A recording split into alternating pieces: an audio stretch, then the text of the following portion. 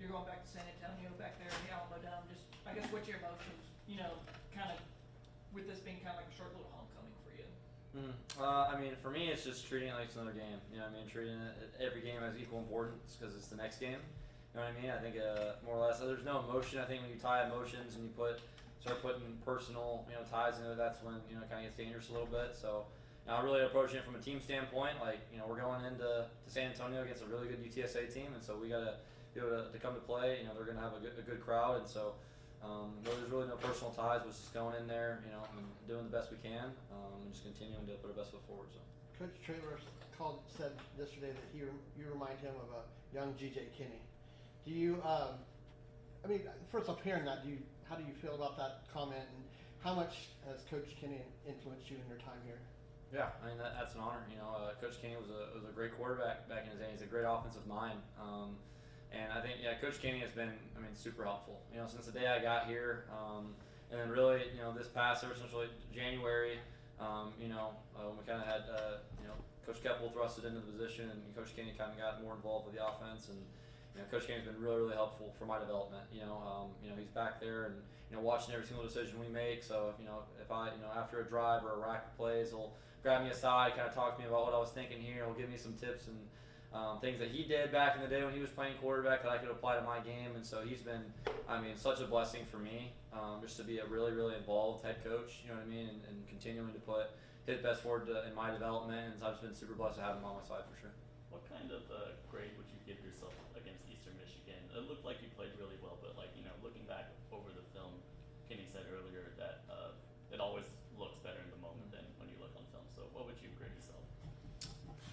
I wouldn't say I'd give myself a specific grade, but obviously watching over the film, I thought there was a lot of plays that I think myself and as a team, as an offense, we left out on the field. For sure, I thought. There was a lot of plays that could have been made down the field. Obviously you have that, that drive, the third drive of the game, you have that strip sack fumble. You just can't do that, right? You got to be good at moving up in the pocket, finding your check down on that, and then you got to take care of the football. Like that's one of our biggest things, keys to victory every single week. Just owning the football, right? Can't give them the chance to flip field position at midfield, and then just throughout the game, I think there's a couple plays there and there that you wish you had back. But ultimately, it's the important thing is we came out with a win. And that's the most important part. At the end of the day, it's if I throw for 57 yards and a touchdown, but we get the win, I'm good. I'm good. It doesn't matter if I throw for 500 or throw for 50 yards. Like as long as we're winning, we're good. So we got the win, and that's all that matters. So. The running game kind of opened up real good for you as for your first start. Did that kind of help ease your nerves, ease your stress, and give you more confidence going into this week? For sure, I think for any quarterback, having a good run game is very, very helpful because, especially as a defense coordinator, preparing for a team, trying to adjust for a team. When you have a run game and you have 4 great running backs, right, that are constantly rotating throughout the game and are playing, that's super, super hard, right? Because then that opens the play action game. We can be able to take shots down the field. You can, have your quarterback design runs in there, and so for a defensive coordinator, makes it really hard for him to prepare. And so for me, having that run game, we ran for almost 400 yards, like that definitely helps. It makes it very hard on the defense and opens up, plays down the field. We can do all sorts of things. So just having those 4 running backs in the room that, they balled out, the other night, it was just really great to have them, and hopefully we can keep that going week to week. So. It's going to be a crazy environment on Saturday. Texas State, UTSA. We saw last year a freshman quarterback start for UTSA, and it didn't go well for him in San Marcos. Now we've got you going to San Antonio. Are you thinking about that environment at all? It doesn't seem like much bothers you, but is the crowd, is that on your mind at all, how big the intense that crowd's going to be? Not really. No, I think at the end of the day, I think playing those away games are always super, super cool. That environment's going to be really, really fun to play in. And at the end of the day, it's the only thing that matters is you block out the crowd. The only thing that matters is you have the 11 guys in that offensive huddle and continuing to go play in and play out, right? Doing your job to the best of your ability, doing your 111th, and just constantly encouraging and leading those guys, right? I think a crowd is a big factor as far as teams goes and away getting home field advantage as you call it. But for me, it's just really just having those 11 guys, and you love each other. You're gonna go fight for each other, and so whatever environment you're in, at home or away, nothing changes. So. You had 4 touchdown passes, all to Bo Sparks. Can you talk about the connection that you two share? Yeah, Bo's a very, very good receiver. As y'all could see the other night. So it just kind of isn't really how you plan it that way. For a guy to catch 4 touchdowns, but the kind of the way the game was going, the plays we had called up, he had a good matchup we kind of wanted to exploit, and then it's a couple plays, and he just got open there. In the second half, he had two touchdowns where he kind of just got open and on the red zone, and so.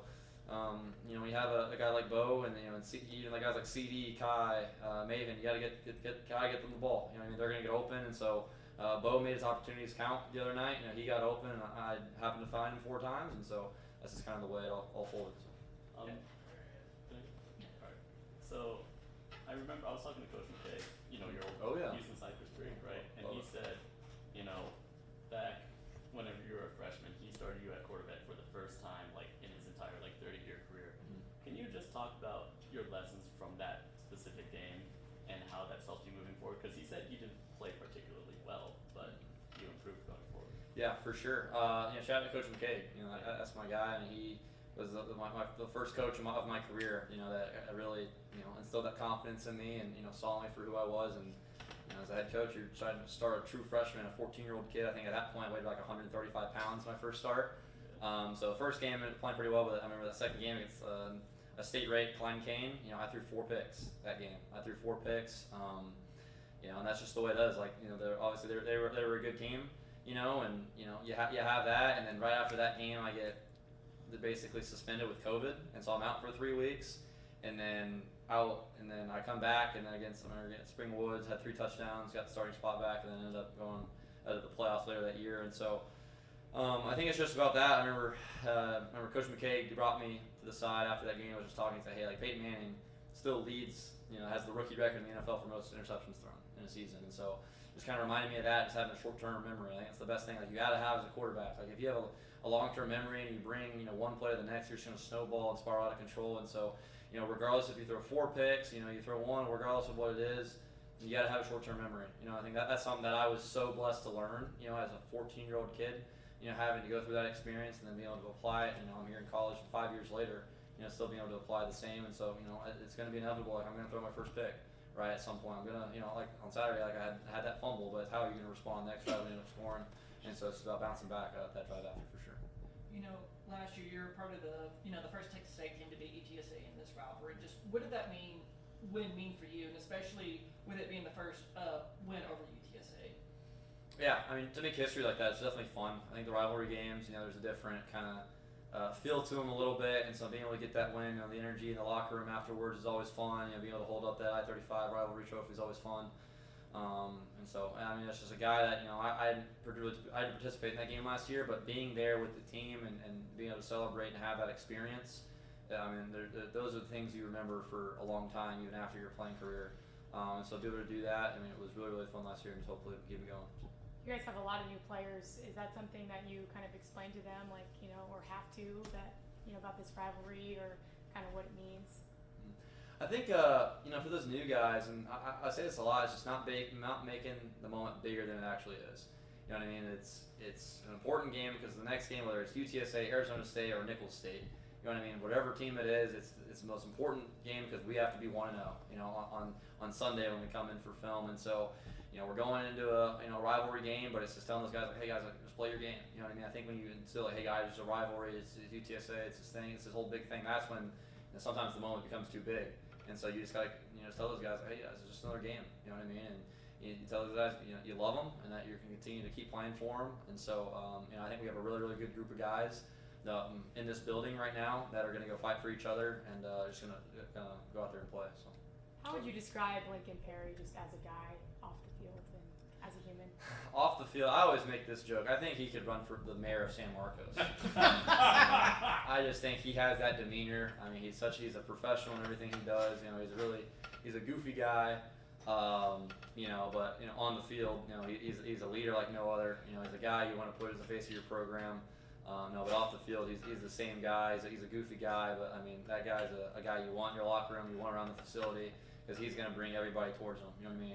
He's a vocal guy that's going to continue to encourage people and bring this team closer ultimately. And so, people like Lincoln Perry are hard to come by. You know what I mean? So when someone like him comes through, who's especially as talented as he is as well, definitely helps the program out for sure.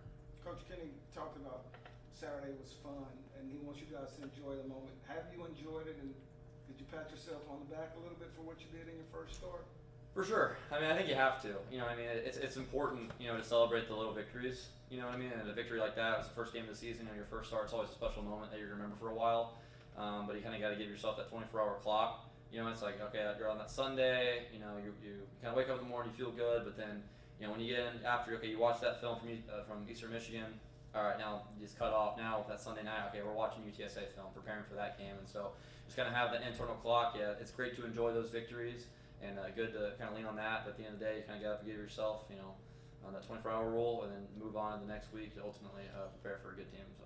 How do you balance, you know, having a short-term memory, but also, you know, reflecting on your mistakes, making sure that you learn from them, and like, you know, really taking in that lesson?